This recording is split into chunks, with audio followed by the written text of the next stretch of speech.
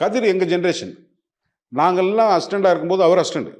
அவர் அந்தைய நாட்களில் அவர் டிசைனர் காலேஜில் வந்து காலேஜ் ஆஃப் ஃபைன் ஆர்ட்ஸ் இருக்குல்ல, அதில் ஸ்டூடெண்ட் அவர். பாக்யராஜ் சாரோட எல்லாம் இளையராஜா சாருக்கு ரொம்ப இளையராஜா சாரோட உட்காந்து டியூன்லாம் போய் பாடக்கூடிய அளவுக்கு ரொம்ப ஒரு துருதுருவான ஒரு ஒரு அசிஸ்டன்ட் டைரக்டராக இருந்தவர். ஜிஎம் குமார், லிவிங்ஸ்டன், நகுலன் இவங்கெல்லாம் ஒரு செட்டு வந்து இது தாண்டா படம்னு நாங்கள் எல்லாரும் அதை ஃபாலோ பண்ணணும் அப்படின்னு நினச்சிக்கிட்டு இருந்தோம்.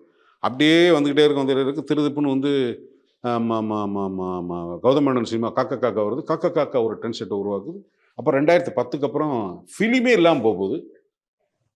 டிஜிட்டல் வருது. இதை வந்து இது சரி அப்படின்னு நான் வேலை செஞ்ச லெஜெண்ட்ஸ் யாரும் நாங்கள் தான் சரின்னு எப்போவுமே நாங்கள் வேடிக்கை பார்க்கும்போது பேசுனதில்லை. அதனால் எனக்கு அந்த மனப்பான்மையே வளரலை.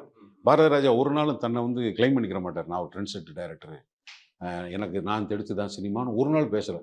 என்ன அப்படி பாராட்டுறாங்க, நம்ம ஒன்று நினச்சா அது ஒன்று நடக்குது, அமைதியாக இருந்துரும் எங்ககிட்ட ஷேர் பண்ணுவார் அவர். அதனால் எனக்கு ரகசியம் இல்லாமல் பாரதி ராஜாவை மொத்த புத்தகத்தையும் நான் படிச்சிருக்கேன். இத்தனாவது பக்கத்தில் இத்தனாவது பாராவில் இதை சொல்லுவார் டைரக்டர்னு எங்களுக்கு தெரியும். அவ்வளவு தூரம் எங்களை வந்து பெர்மிட் பண்ணார்.